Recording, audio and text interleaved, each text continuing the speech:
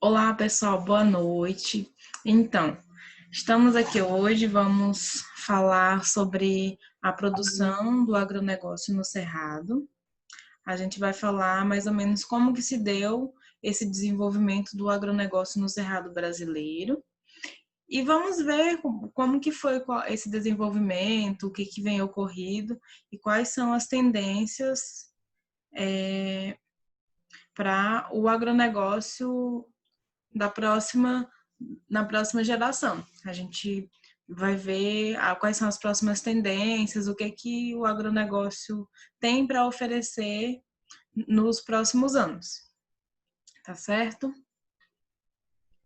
Então, a gente vai começar falando sobre o desenvolvimento. A gente sabe que o Cerrado, essa parte do Brasil, que é o Cerrado, ele é uma grande região central do Brasil e ela é formada por partes de transição com outros biomas. O Cerrado é unido com outros biomas do país e possui mais de 2 milhões de quilômetros quadrados. Então, o Cerrado brasileiro é muito grande. Ele representa cerca de 23% do território nacional. E essa vasta área, ela compreende quase a totalidade dos estados do Mato Grosso do Sul, Goiás, Tocantins, Distrito Federal, algumas partes de Minas Gerais, Bahia, Maranhão, Piauí, São Paulo, Paraná, Rondônia, Roraima e Amapá. Então, todos esses estados que eu falei para vocês, eles têm uma boa parte que é formada pelo Cerrado brasileiro. E a gente vai falar sobre a expansão do Cerrado, essa expansão que aconteceu no Cerrado brasileiro.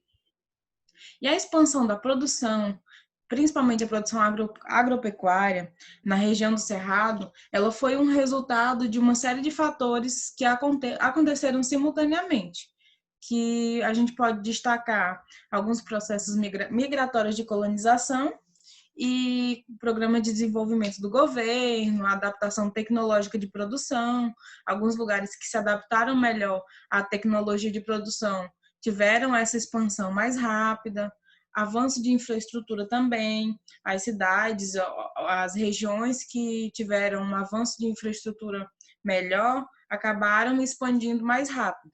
E também o aumento do preço da terra em alguns estados do sul do Brasil e também em São Paulo. E agora a gente vai falar um pouco sobre o início dessa descoberta, tá bom? Deixa eu só aceitar aqui alguns colegas. Só um minuto. Ok.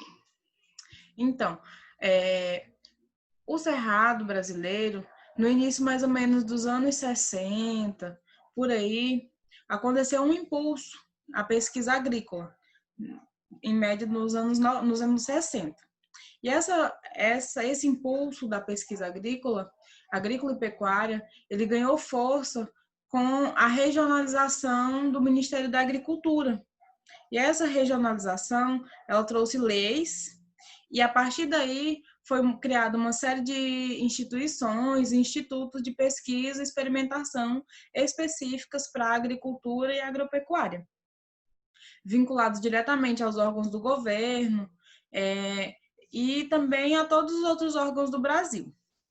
E aí, dentre esses, se destacou o Instituto de Pesquisa e Experimentação Agropecuária do Centro-Oeste.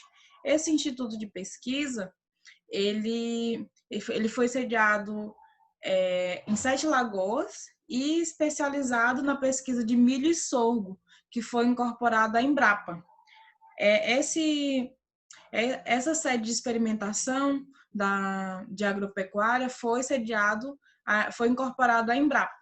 E daí surgiram diversas pesquisas e melhoramentos que aconteceram na agricultura e na agropecuária. E a partir do ano de 1973, a maior parte desses institutos de pesquisa, eles se reuniram e criaram uma empresa brasileira de pesquisa agropecuária, que foi a Embrapa. E a Embrapa coordena um sistema nacional de pesquisa agropecuária que congrega instituições públicas, federais, estaduais, universidades, empresas privadas. É tanto que, para a gente que está presente no agronegócio, a gente ouve muito falar.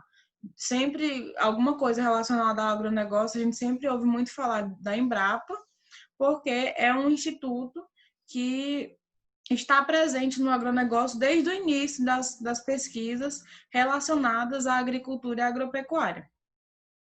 E aí eu posso enfatizar para vocês que a pesquisa sobre o cerrado, onde a gente conseguiu descobrir os benefícios de produzir no nosso bioma, foi um estudo que ele era relacionado às condições agrícolas, e foi lá pelo ano de 1972.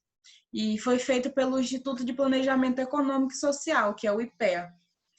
E esse instituto, em convênio com a Secretaria da Agricultura, eles intitularam Aproveitamento Atual e Potencial dos Cerrados. Então, foi aí que a gente conseguiu descobrir a total potencialidade do cerrado brasileiro. E o cerrado, ele engloba diversos tipos de vegetação. A gente sabe que possui clima tropical, sazonal, então uma época faz calor, outra época chove, e às vezes acontecem as duas coisas simultaneamente. Então, nesse bioma, foi conseguido encontrar boas condições para produzir. Mais ou menos de 4 a 6 meses de chuva anualmente. E aí a topografia desse bioma acabou favorecendo a expansão do agronegócio na nossa região. Alguém gostaria de falar alguma coisa?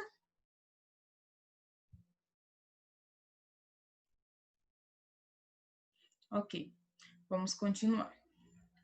E a gente sabe também que o Cerrado brasileiro, ele teve alguns obstáculos de desenvolvimento, que foi relacionado à baixa fertilidade do solo, devido à acidez do solo. Tem um alto teor de alumínio, baixas concentrações de cálcio e magnésio, que são algumas coisas que vocês vão, quem ainda não estudou, vai estudar posteriormente. E isso era um problema há tipo 30, 40 anos atrás. Essas deficiências no solo, elas eram um problema muito sério. E aí, com o passar dos anos, a gente conseguiu, os estudiosos conseguiram fazer algumas pesquisas e adaptar o solo, fazer algumas correções no solo, para que esse solo se tornasse totalmente produtivo. E essas características desse solo do cerrado, elas foram superadas exatamente com a correção que eu falei para vocês. E aí essa correção de solo ela viabilizou a incorporação das tecnologias de mecanização e insumo, que a partir do momento que a gente conseguiu identificar e descobrir quais eram as características que impediam o solo do cerrado de serem totalmente produtivos, a partir do momento que a gente descobriu o problema, a gente conseguiu implantar tecnologias de mecanização e alguns insumos também que poderiam ser utilizados, e acabou superando esse problema de fertilidade que a gente tinha no solo antigamente. E alguns estudos também mostraram o uso de outras técnicas avançadas, especialmente na utilização de correção, calagem e na mecanização para aplicação de insumos.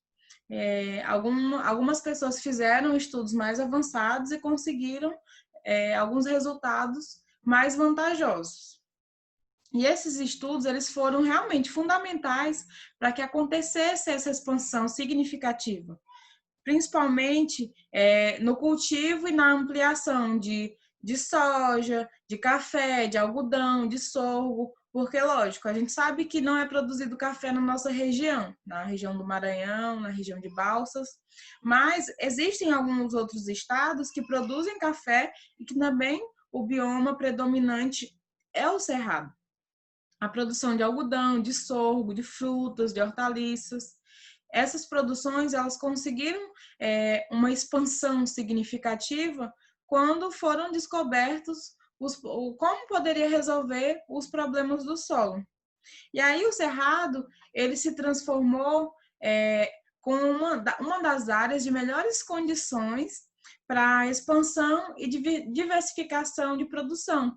Então, ele é uma das melhores áreas para se plantar, porque apesar de no início a gente ter descobrido que existiam alguns tipos de defeitos, que existiam alguns tipos de deficiências no solo, as correções aconteceram e foi possível a gente transformar esse solo que antes era um pouco deficiente em um solo totalmente produtivo hoje.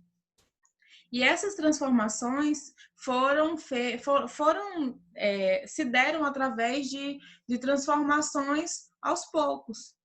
As culturas consideradas adaptadas aos solos do Cerrado foi utilizando tecnologia, principalmente incluindo o arroz de sequeiro, a soja, a mandioca e o abacaxi, que foram algumas culturas que se adaptaram melhor ao solo do Cerrado.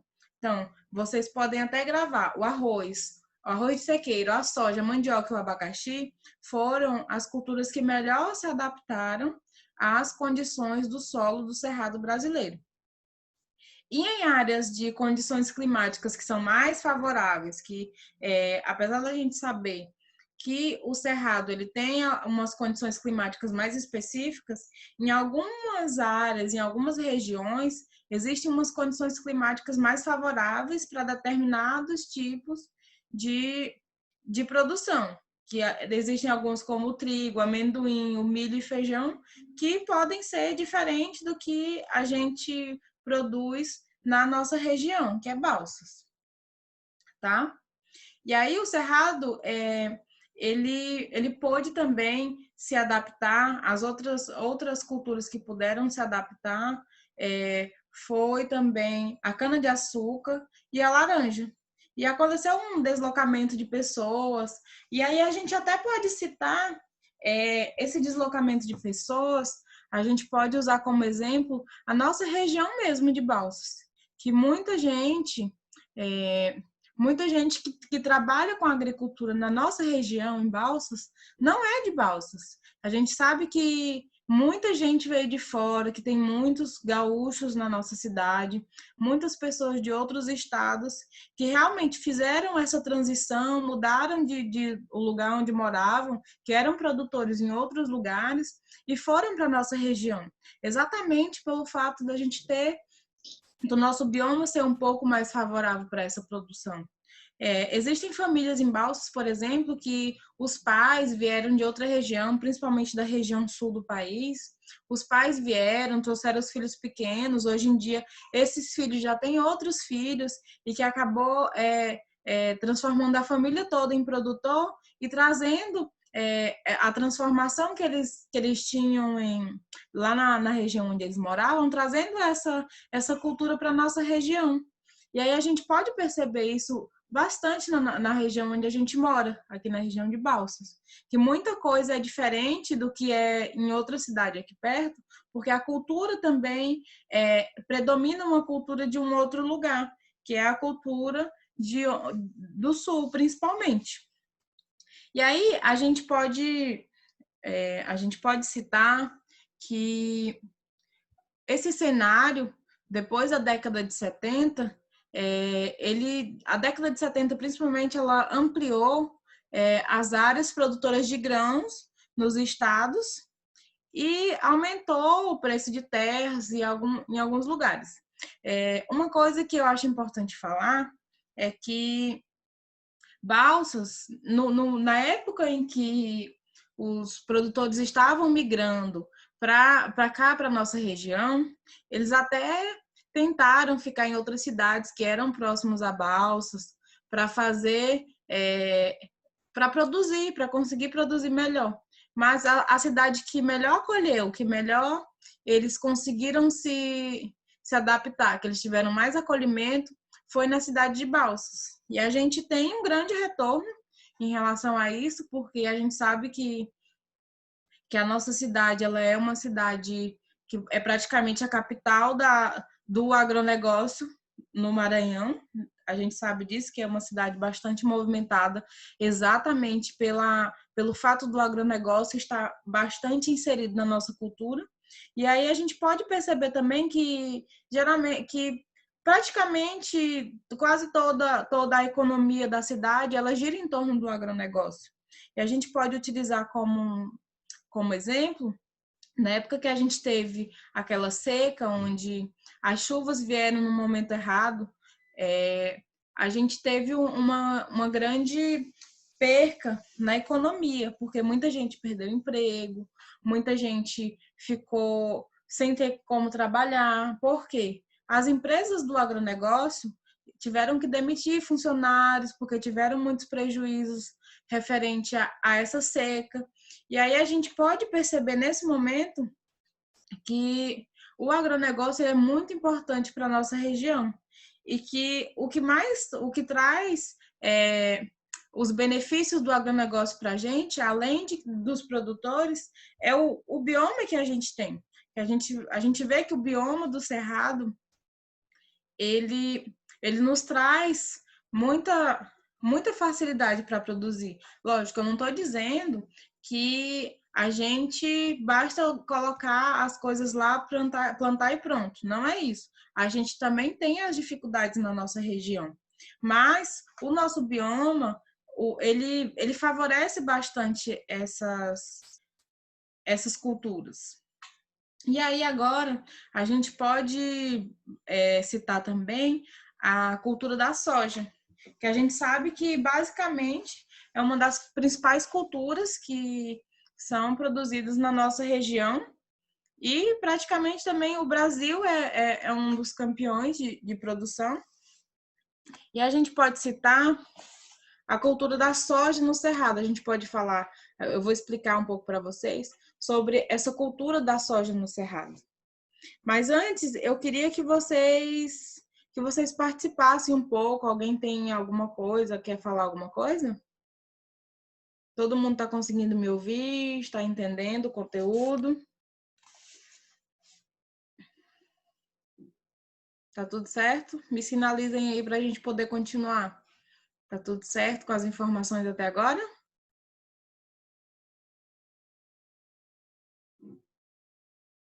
Fátima, Camila, Mônica, Joanice.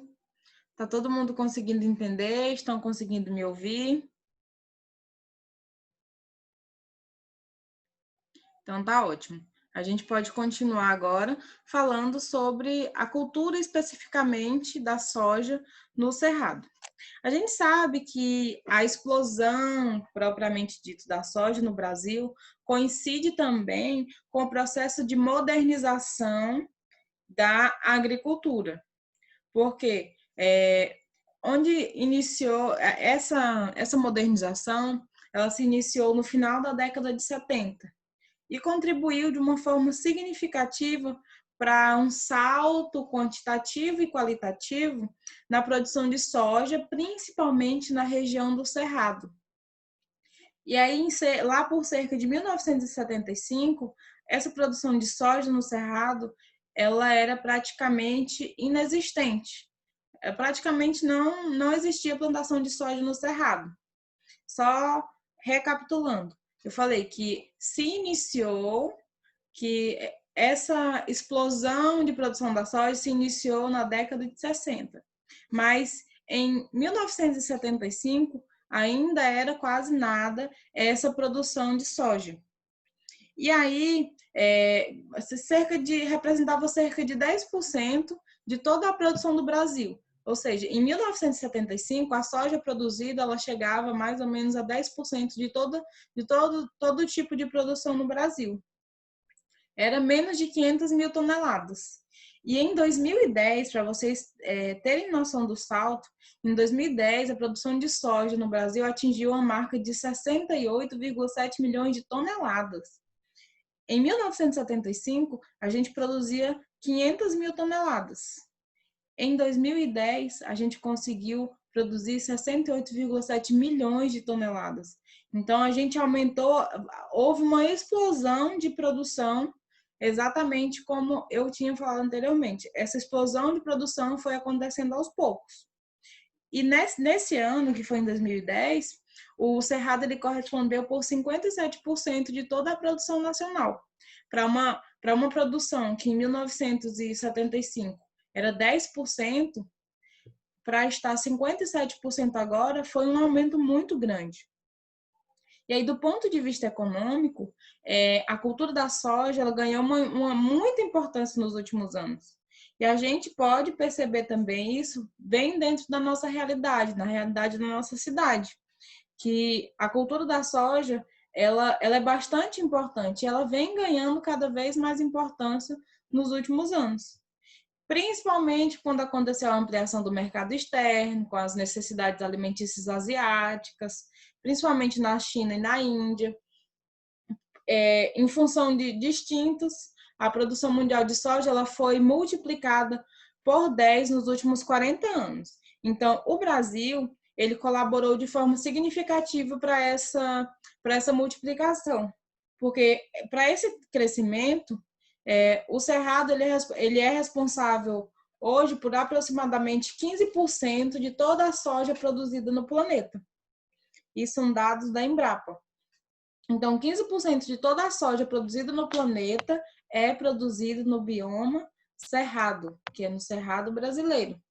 Então, a gente pode entender a partir daí o quão grandioso é esse bioma, o quão importante ele é para a gente manter a nossa produtividade.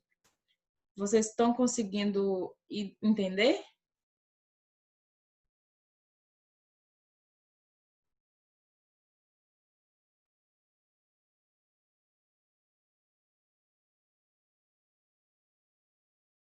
Eu estou vendo aqui uma observação, eu acho interessante a gente falar.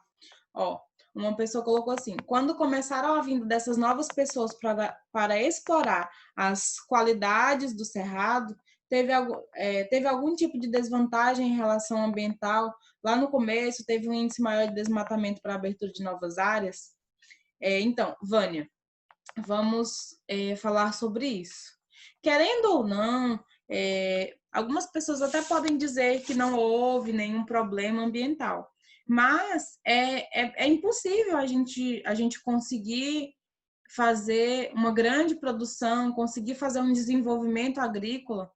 Era impossível, na verdade, antigamente, conseguir fazer esse desenvolvimento agrícola, esse desenvolvimento do agronegócio, sem fazer desmatamento em algum lugar.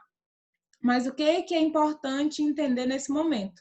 Que foi uma coisa que, inclusive, eu vou citar a live da Alessandra, que foi na sexta-feira, se eu não me engano.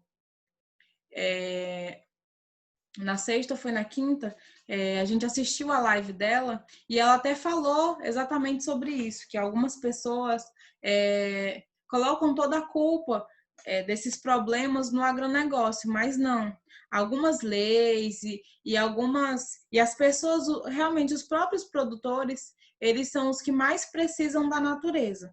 E aí é nesse momento que a gente pode elencar uma coisa a outra. Sim, houveram prejuízos, houve desmatamento, só que o que a gente precisa entender é que, assim, mesmo que eles tenham desmatado, se eles tiverem uma área de preservação e preservarem o que é necessário naquela área, preservarem as nascentes, preservarem a margem dos rios, eles todo produtor ele precisa ter uma área de preservação para ele poder manter a produtividade, a produção dele viva.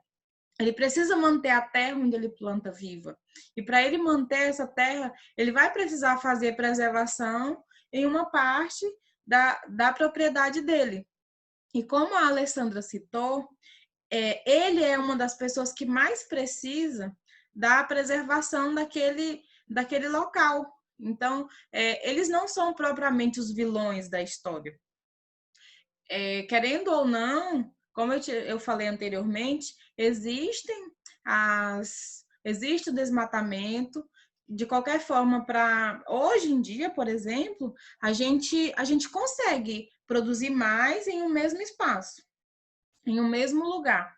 Só que antigamente, como quase não tinha área aberta, eles não tinham como fazer essa produção sem ter nenhum lugar de abertura diária. Então, eles precisaram fazer essa abertura diária. E hoje, a tecnologia, ela nos traz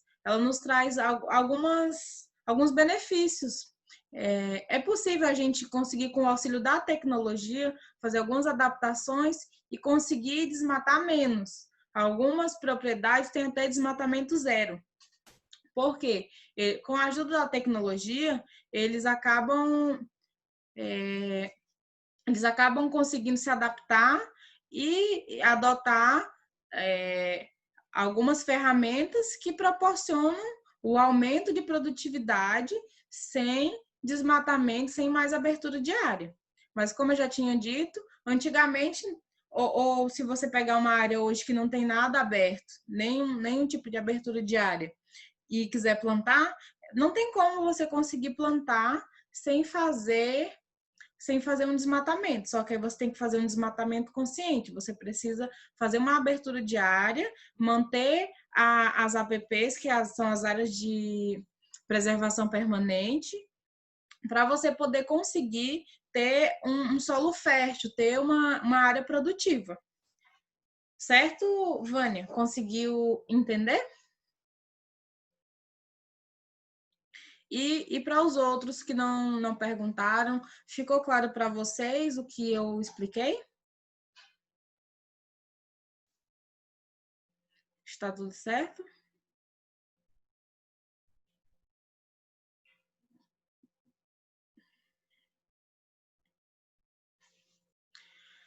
Então tá, a gente vai dar continuidade. Eu espero que tenha esclarecido as dúvidas de vocês. E quem tiver alguma dúvida, pode até mandar aqui por mensagem, pode mandar aqui no chat do Zoom, que a gente esclarece, tá bom? Vamos continuar. A gente pode falar falar na produtividade da soja. A produtividade de soja no bioma do Cerrado passou de 1,3 toneladas por hectare, ou seja, em 1975 se conseguia produzir 1,3 toneladas por hectare, e em 2010 conseguia produzir 2,9 toneladas por hectare. E aí vocês podem perceber que houve uma evolução bem grande em relação à quantidade produzida. E essa evolução de produtividade, especificamente da cultura de soja, ela é fruto dos avanços tecnológicos, tanto relacionado ao manejo de solo, quanto relacionado a diversos outros tipos de tratos culturais que alguns a gente já viu, inclusive aqui dentro do curso de agronegócio. E existem vários tipos de tratos culturais que podem trazer bastante resultado. E, de novo, eu volto a falar que praticamente todas as aulas eu falo sobre isso, mas eu não posso deixar de falar exatamente sobre a agricultura de precisão. A agricultura de precisão, ela pode trazer esses avanços, essa evolução para a nossa propriedade ou para a propriedade onde você está fazendo a gestão. Porque a agricultura de precisão, ela vai lhe trazer uma produção mais precisa. Então, ela vai lhe trazer uma quantidade de gasto mais precisa, ela vai lhe trazer um retorno mais preciso.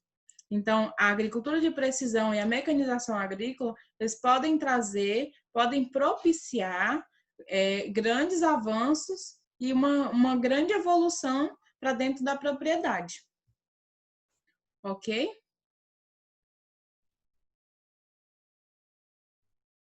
Certo. A gente já está com alguns minutinhos de aula, e aí a gente faz um intervalinho de uns 5 minutos e já retorno para dar continuidade, certo?